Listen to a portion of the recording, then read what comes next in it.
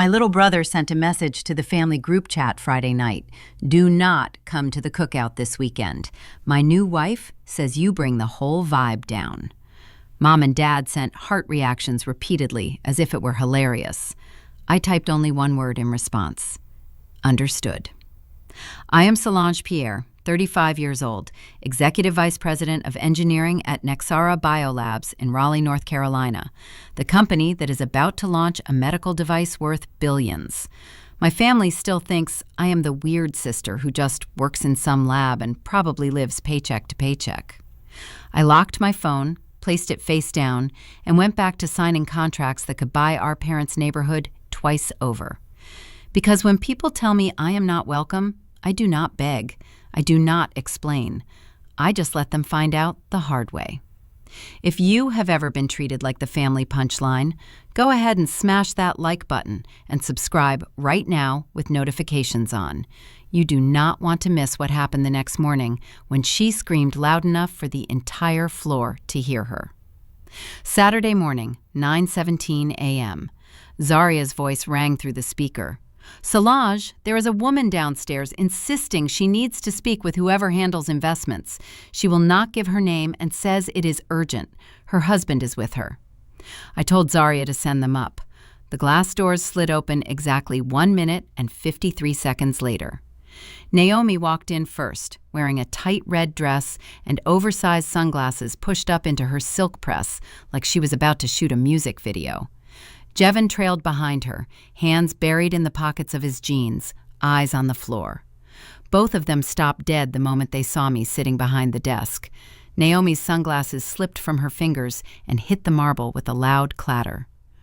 Solange. The word came out strangled. Her gaze bounced from my face to the polished brass nameplate, then to the giant Nexara Biolabs logo taking up half the back wall. You work here? Jevin's mouth actually fell open. He looked like someone had punched him in the stomach. This is your office, he managed to say. I sat there, fingers resting on the desk, voice flat. Executive Vice President of Engineering. What do you two want? Naomi recovered in a split second. The shock turned into the brightest, fakest smile I had ever seen. She sashayed forward and dropped a thick, glossy sales deck right in front of me, as if it were scripted. Oh my God, this is literally perfect, she shrieked, clapping her manicured hands together. I am raising funds for my medical diagnostics startup, next generation point-of-care testing, a total game changer.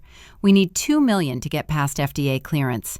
You are literally in the industry. You can write the check today. Jevin finally found his voice and nodded hard. Yeah, sis, it is a guaranteed hit. Family looks out for family, right? I did not touch the presentation. You showed up at my job without an appointment on Memorial Day weekend to ask for $2 million. Naomi's smile did not even flicker. Exactly. Blood is thicker than water, Solange. I looked her dead in the eyes. No. The smile vanished like someone flipped a switch. What do you mean, no? Her voice went up an octave. Are you seriously saying no to your own brother? Jevin stepped up beside her. Solange, come on. This could set us up for life. I repeated myself slower this time. Leave now. The open plan floor outside my glass walls had gone completely silent. Every engineer within a 50-foot radius suddenly found their second monitor fascinating.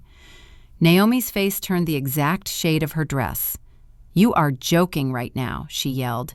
You sit up here in your fancy corner office making millions, and you will not help your own blood? She spun toward the glass so the whole floor could hear. This is why nobody wants you around.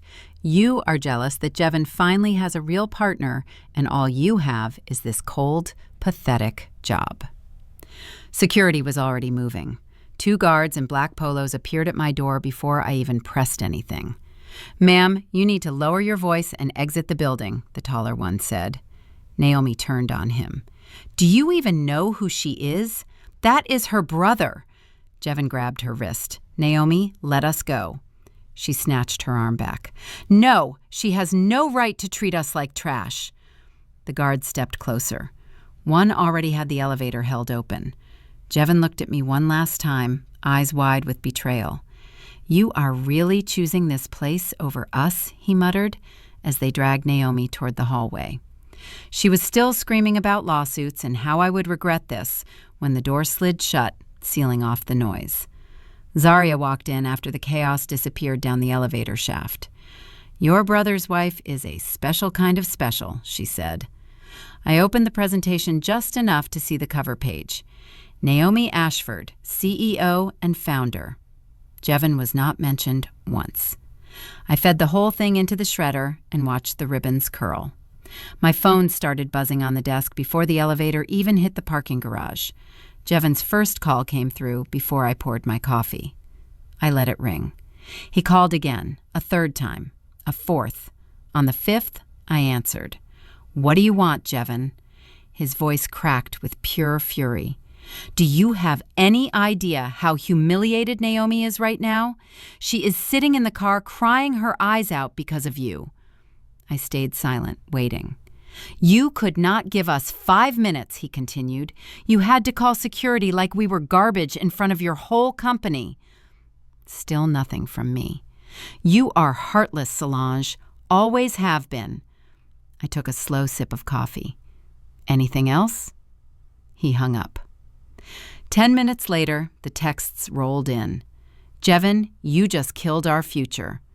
"Jevin, Naomi has not stopped crying since we left."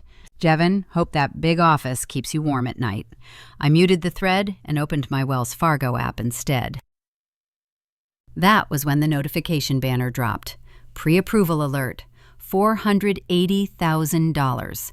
Personal loan. Cosigner, Solange Pierre. Primary borrower. Jevin Pierre. Secondary borrower. Naomi Ashford Pierre. They had filled out the application at 2:14 a.m. using my social security number, old pay stubs I left at Mom's house years ago, my exact salary from public SEC filings, and my current address. The bank system had already pre-approved it, pending final review. I called Mark, my relationship manager at Wells Fargo. "Mark, there is a personal loan for $480 in my name, N. Carey branch. Kill it." He pulled it up instantly. "Cosigner listed as you. Do you want a hard denial and fraud alert?" Hard denial, fraud alert, and freeze any new applications with my info for the next 90 days. Done.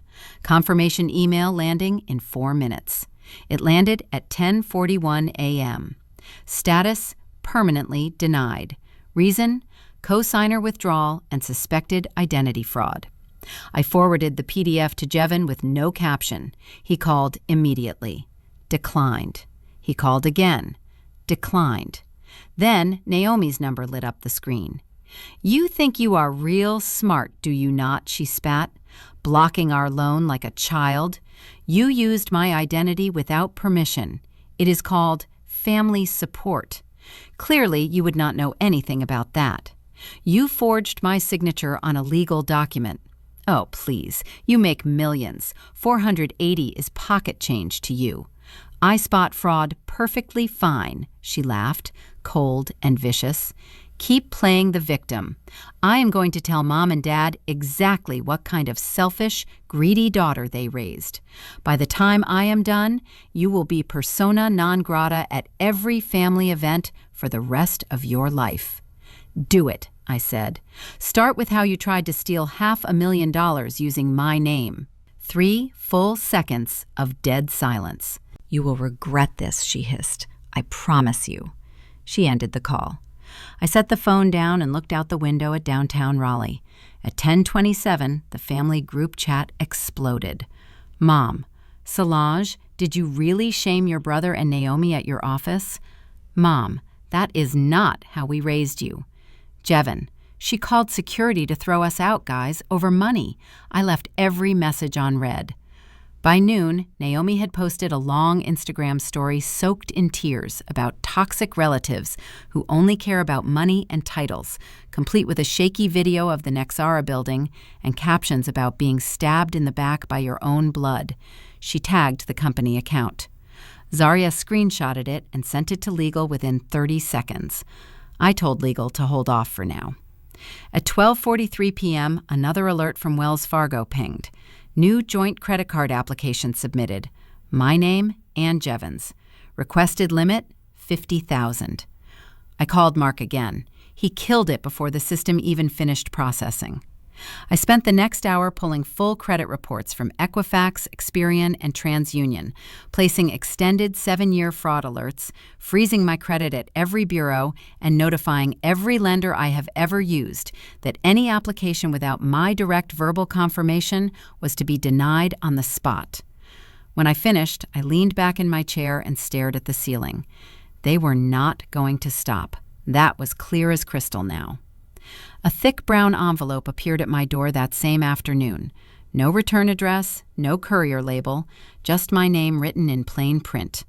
I took it inside, dropped it on the kitchen island, and sliced it open with a steak knife. 42 pages slid out, clipped by a single black binder clip. The cover page read, Private Investigation Report. Subject, Naomi Ashford. Prepared for anonymous client. Date, May 24th. Dad's handwriting jumped out at me before I turned a page. I pulled the small, loose note out first.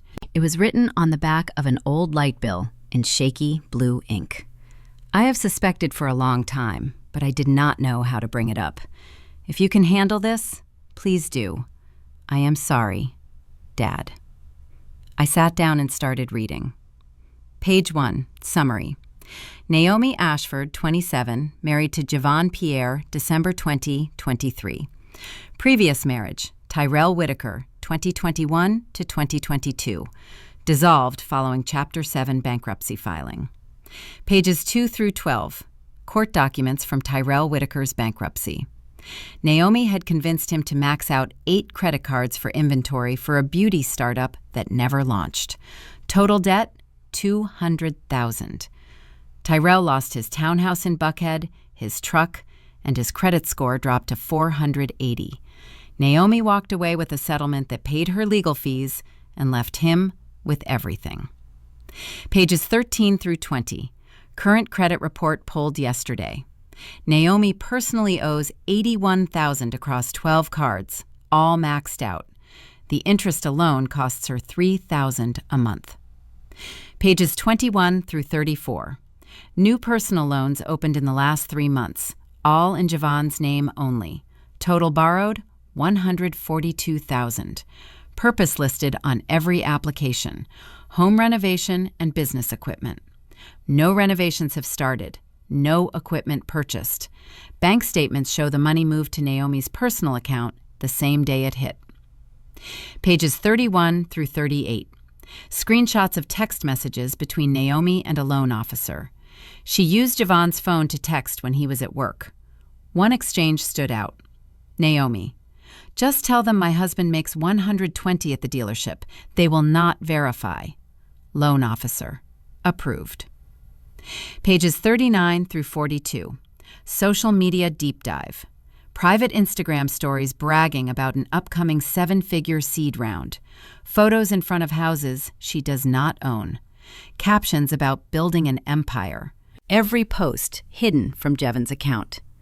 I read the whole thing twice. Dad must have hired the investigator right after the wedding. 6 months of watching, paying, waiting.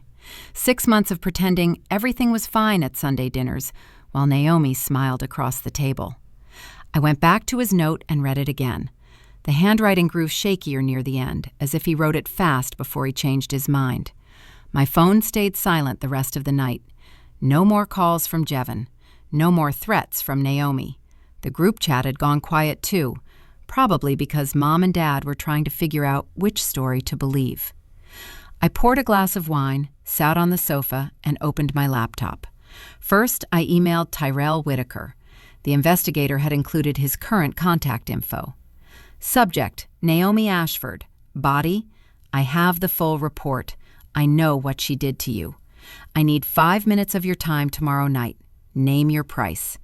He replied in 6 minutes. No charge, just tell me when and where. Then I pulled the property records for the house Jevon and Naomi live in. Address in Cary. 3 bedrooms built in 2018. The deed still shows my name only. I bought it 4 years ago so Jevon would not stress about rent while he figured out his career. The title never transferred. Mortgage in my name only. Monthly payment autopay debited from my account. I opened the mortgage portal and disabled autopay. Then I scheduled an email to my real estate attorney for Monday morning. Subject: initiate formal notice to quit. 30 days. I closed the laptop, picked up Dad's note again, and ran my thumb over the ink. He had not asked me to fix anything. He had not begged. He had just handed me the truth and trusted I would know what to do with it. For the first time all day, I felt something like calm. Tomorrow was Sunday. The cookout was still 24 hours away, and I already knew exactly how this would end. Sunday night, 9:00 p.m. sharp. My SUV pulled into the driveway of the Carey house. I left the engine running and the headlights on. Tyrell Whitaker stepped out of the passenger seat, tall, quiet, holding a thin manila folder. He had landed at RDU Airport 2 hours ago on the last flight out of Atlanta. I paid for the ticket. He still refused to take cash. Jevon opened the front door before we reached the porch. "Solange, what the hell are you doing here?" I walked straight past him into the living room. Naomi was on the couch in yoga pants and an oversized hoodie, phone in hand, mid-scroll. She looked up and froze. Tyrell followed me in and shut the door behind him. Naomi's face drained of color. "Ty." The name came out in a whisper. He did not smile. "Hello, Naomi." Jevon looked between us, confused. "Who is this?" I answered for him. "Tyrell Whitaker, Naomi's first husband." Naomi jumped up from the couch. "What is this, some kind of ambush?" "Sit down," I said. She did not. "Jevon?" "Yeah." Tyrell placed the folder on the coffee table and flipped it open. Court-sealed bankruptcy petition, 2022. 8 maxed-out credit cards. A foreclosed townhouse in Buckhead. His signature next to hers on every page. He pulled out his phone. Then he opened a gallery of screenshots and set the phone face up. Texts from Naomi to him from 2 years ago. "Sign the new cards, baby. It is just temporary. Once the business pops off, we pay it all back. I promise. Stop being paranoid. The bank will not even notice." Jevon stared at the screen like it was written in another language. Naomi found her voice. "That was years ago. I was young. I made mistakes." "You bled him dry," I cut in. "Then you moved on to the next one." Jevon finally looked at her. "Naomi." She turned on him, eyes blazing. "He is lying. She is trying to ruin us because she is jealous." Tyrell spoke for the first time, voice low. "I lost everything. House, credit, savings. She told me the exact same story she is telling you now, word for word." Naomi lunged for the phone. Tyrell snatched it back. I reached into my bag and put a single document on top of the bankruptcy papers. The deed to the house we were all standing in, recorded in 2021. Owner, Solange Pierre, single name. No mortgage in Jevon's name. 0 equity.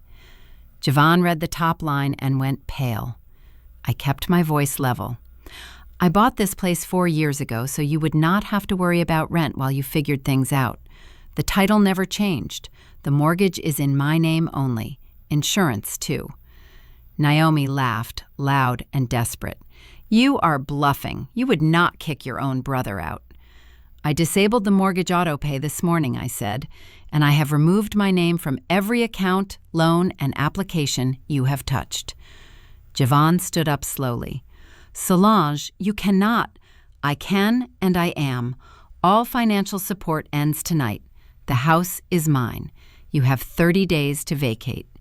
Naomi stepped toward me, finger pointing. "You evil. You think you can just bring Tyrell in here and drive a wedge between us? Do not." She stopped, breathing hard. Jevon's voice cracked. "You are destroying my marriage. You are destroying my life." "No," I said. "She did that the day she decided to use you the same way she used him." Naomi's eyes filled with tears. Real or fake? Impossible to tell. "Jevon, baby, do not listen to them." Javon looked at her, then at the deed, then at Tyrell's bankruptcy papers still spread across the table. He did not say a word. I picked up my keys. 30 days start tonight. Tyrell followed me to the door. As I stepped onto the porch, I heard Naomi scream, "This is not over!" Javon's voice sounded smaller than I had ever heard it. "Naomi, is any of this true?" The door shut behind us. I dropped Tyrell at his hotel, thanked him, and drove home in silence. My phone stayed dark the whole way. Javon started calling at 11:47 p.m. Sunday night and did not stop until the sun came up. 57 missed calls, 219 texts. Jevon, Solange, please pick up. Jevon, I am on my knees here. Jevon, she is throwing clothes in suitcases. Jevon, you are literally making us homeless. Jevon, I am sorry, okay? I am so sorry. Jevon, you are my only sister. Jevon, do not do this to Mom and Dad. I never touched the green button once. The phone stayed face down on the nightstand, lighting up the ceiling every 30 seconds like a silent strobe light. Monday morning. I walked into the office at 7:59 a.m., opened my laptop, and hit send on the email my lawyer had drafted over the weekend to Jevon Pierre and Naomi Ashford Pierre from Solange Pierre via Reynolds & Associates. Subject: formal termination of all financial support and 30-day notice to quit. 3 crisp pages. Paragraph 1. Every dollar of direct and indirect support ends effective immediately. Paragraph 2. The residence at 1427 Bellevue Lane, Cary, North Carolina, 275 mine, is titled solely to Solange Pierre. Permission of occupancy is hereby revoked. Paragraph 3. You are granted 30 calendar days from receipt to remove all personal property. Day 31 triggers formal eviction. Paragraph 4. Any damages, removal of fixtures, or attempts to place liens will result in immediate civil and criminal action. Sent at 8:14 a.m. Read receipt from both addresses at 8:16 a.m. Naomi replied to my corporate email at 8:29 a.m. Subject: reformal termination. Nice try. This is the saddest bluff I have ever seen. You do not have the backbone to throw your baby brother on the street. See you at the cookout tomorrow. Cannot wait to watch you try to explain this tantrum to your parents. I forwarded her reply to my attorney with one line: proceed without further delay. At 9:05 a.m., the Wells Fargo Fraud Recovery Division emailed Jevon and Naomi directly, copying me. Subject: pre-litigation demand, fraudulent loan application, WF 20257174. Amount fraudulently attempted, $480,000. Demand for reimbursement of processing fees, investigation costs, and statutory damages totaling $11,400 within 90 days. Failure to cure will result in civil suit filed in Wake County Superior Court and referral to the NC Attorney General for felony identity theft prosecution. I forwarded that email directly to Naomi. No text, no emoji, just the forward. She replied in 9 seconds. Naomi, you went to the bank. Naomi, you are insane. Naomi, Jevon is having a total meltdown. Naomi, you are dead to both of us. Jevon resumed calling at 9:22 a.m. I declined every single one. By noon, the family group chat had turned into a war zone. Mom, Solange, what on earth is this lawyer email? Mom, you cannot put your brother on the street.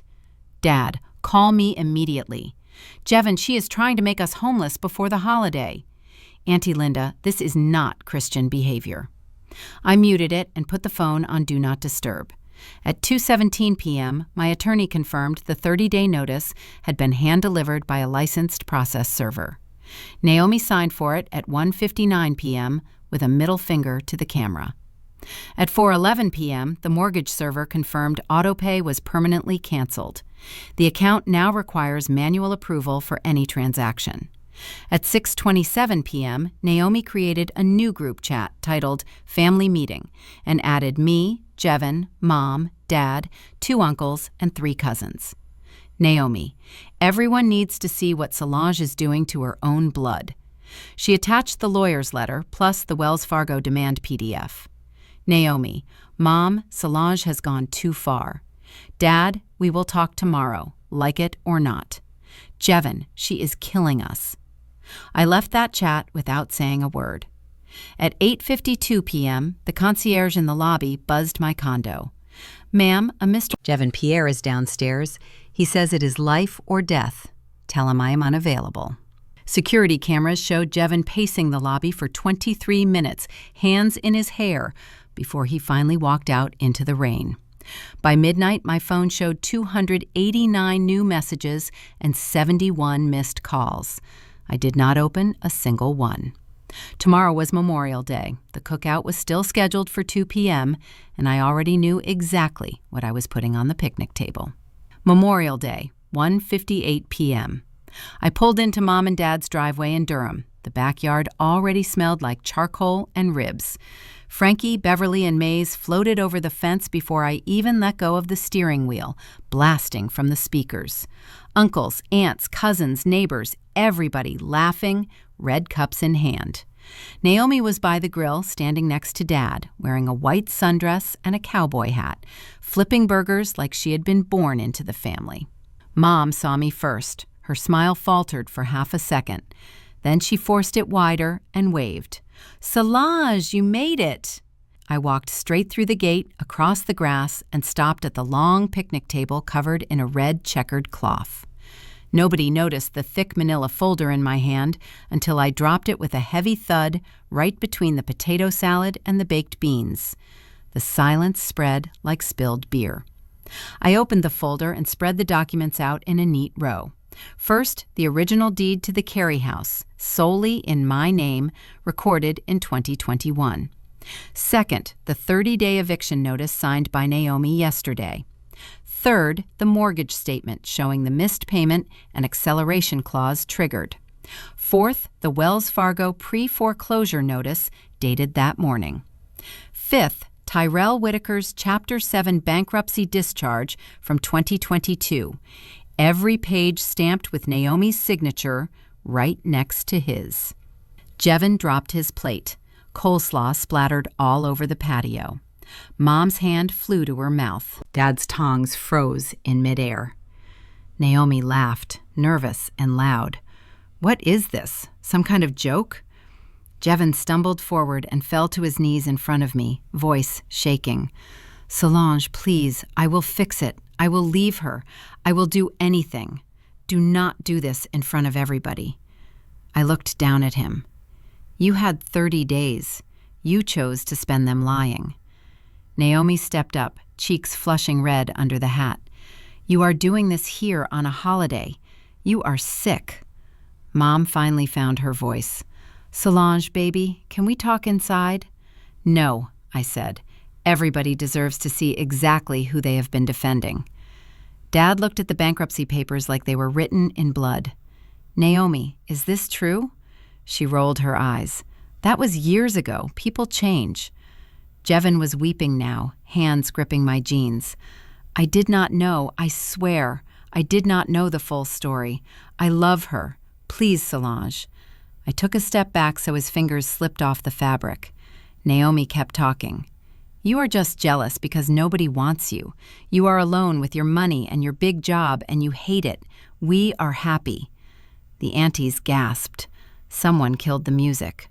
I looked at Mom, then Dad, then every face that had taken Naomi's side for the last 6 months. 30 days, I said. After that, the bank takes the house. The loans in Jevin's name? His problem. I am done paying for lies. Jevin sobbed harder.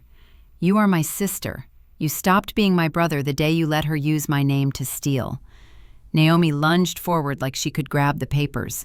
Dad caught her wrist without thinking. Mom's eyes filled with tears. "Solange, please do not leave like this." I snapped the empty folder shut. "I am already gone," I said. "Today was just the goodbye you forced me to deliver in person." I turned around and walked back across the yard. Nobody moved. Nobody called after me. The only sound was Jevin crying in the grass and the sizzle of meat burning on the grill. I got in my car, backed out, and drove away without checking the rearview mirror once. 3 months later, the foreclosure was final. A padlock gleamed on the front door. The foreclosure sale happened on a Tuesday morning. I did not attend. The trustee emailed me the final paperwork at 11:07 a.m. Property reverted to lender. Deficiency balance waived because I never signed as a borrower. Clean break. Naomi got hit with 3 separate civil suits the same week. Wells Fargo for the fraudulent loan fees, 2 credit card companies for balances she had run up in Jevin's name once I blocked everything. Total judgments, $163,000 and counting. Her wages, if she ever finds a job, are garnished for the next 15 years. Jevin's credit score crashed to 510. The auto repair shop where he worked ran a routine background check after 6 months of employment and fired him the next day. Nobody in the Triangle will hire a mechanic with that kind of red flag. Mom and Dad put their small house in Durham on the market in August. They accepted an offer $10,000 under asking just to close fast. The proceeds went straight to paying off the newer loans Naomi had convinced Jevin to take out before I cut the cord. They moved into a 2-bedroom apartment near Guess Road. Mom still leaves the porch light on every night, just in case. I blocked every number that ever belonged to them, changed my personal cell, changed my direct line at work. I had Zarya screen every unknown call at the office. Even my mailing address is now a private P.O. box under the company name. I never heard from Jevin again after the cookout. Naomi tried once from a burner phone 2 weeks after the sale. The voicemail was 4 minutes of screaming and silence. I deleted it without listening to the end. Sometimes, late at night, I pull up the county property records and look at the Carey house. Status: bank owned. The listing photos show the rooms stripped bare, the walls Jevin painted last year already patched and repainted neutral beige. Dad sent a letter through my lawyer in September, handwritten, 3 pages. He apologized for not speaking up sooner. He said, Mom cries every time she drives past the old neighborhood. He said Jevin sleeps on their couch some nights and has not spoken to Naomi in weeks. He asked if we could ever sit down as a family again. My lawyer mailed the reply I dictated. No. That was the last contact. People keep asking if I feel guilty, if I miss my baby brother, if blood really is not thicker than water. The truth is simpler. Sometimes protecting the family means knowing exactly when to cut out the poison. No matter how loud it screams, no matter how much it bleeds. I sleep just fine now. Did you like the story? And which city are you listening from? Let us meet in the comments. If you like the story, you can support me by sending a super thanks so I can keep bringing more stories like this. Thank you so much for your sweet support. I am looking forward to your comments on the story. On the screen, you can see 2 new life stories that I highly recommend. There is so much more on my channel. Do not forget to subscribe.